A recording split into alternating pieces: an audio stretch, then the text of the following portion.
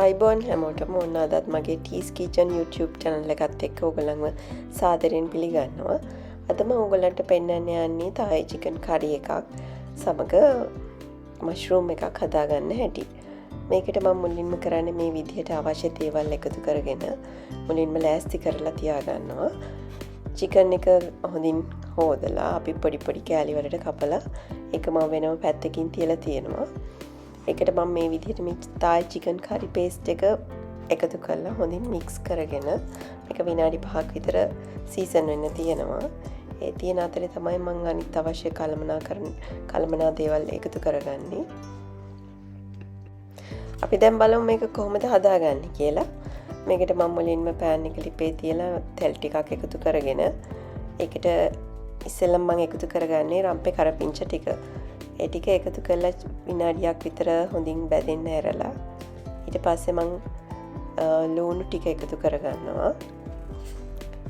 මේ දෙකම හොඳින් ටික වෙලාවක් බැදෙන්න ඇරලා මම මේක ඊට පස්සේ මෙහෙම හොඳින් හැදෙන්න තියලා ටිකක් වෙලා මේකට මම අර සීසන් වෙන්න තියපු චිකන් ටික එකතු කරගන්නවා.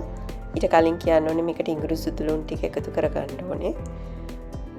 ඒත් එක්කම චිකන් ටික දාලා හොඳින් කලවම් කරලා ටික වෙලාවක් විනාඩි 15ක් 20ක් විතර මේක හැදෙන්න තියෙනවා.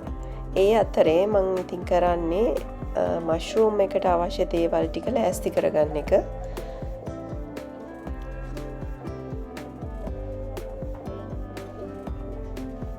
මේ විදිහට මම උණු වතුර එකකට කහ ටිකක් එකතු කරලා මෂ්රූම් ටික මෙහෙම සිහින් තීරු වලට කඩලා අරගෙන එකට එකතු කරලා විනාඩි 5ක් 10ක් විතර හොඳින් කලවම් කරලා පොඩක් වහලා තියෙනවා. වහලා තියලා ඒක හොඳින් මිරිකලා අරගෙන මම ඒක හදන්න ලෑස්ති වෙන්නේ දැන්. මේ විදිහට මැටි භාජනයක් තමයි මම පාවිච්චි කරන්නේ ඒකට. අපි ගෙදර පාවිච්චි කරන 3-5 වර්ග ටික තමයි මම මේකට දාන්නේ. මුලින්ම ආපසු උදුරු ටිකක් එකතු කරලා ඒ ටික බැදෙන්න ඇරලා රම්පේ කරපිංච එකතු කරනවා. ඒ අතරේ මම ඒකට මිරිස් කරලක් එකතු කරගත්තා. ඒත් එක්කම ඒ ටික බැදෙනකොට ලුණු ටික එකතු කරලා අන්තිමේදී තමයි මම මේකට ඉඟුරු සුදු ලුණු ටික එකතු කරන්නේ. ඊට පස්සේ අපි සාමාන්‍ය පාවිච්චි කරන 3-5 එක්කම කෑලි මිරිස් ටිකක් බැදපු 3-5 ටිකක් මේ ටික එකතු කරලා මම විනාඩි 5ක් විතර මේක හැදෙන්න තියෙනවා. ඒ අතරේ චිකන් එක හරි ගිහිල්ලා තියෙන මම ඒකට කොරියන්ඩර් ටිකක් කපලා උඩින් එකතු කරගන්නවා.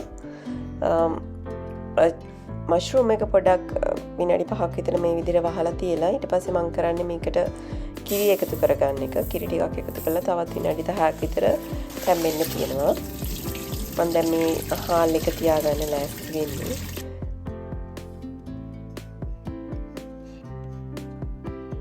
මේ විදිහට මගේ බත් එක හරි ගියාට පස්සේ අපි බලමු මේ ටික කොහොමද ප්ලේට් එකට බෙදුවට පස්සේ තියෙන්නේ කියලා. මේ විදිහට මම පොඩි සැරසිල්ලක් කරනවා.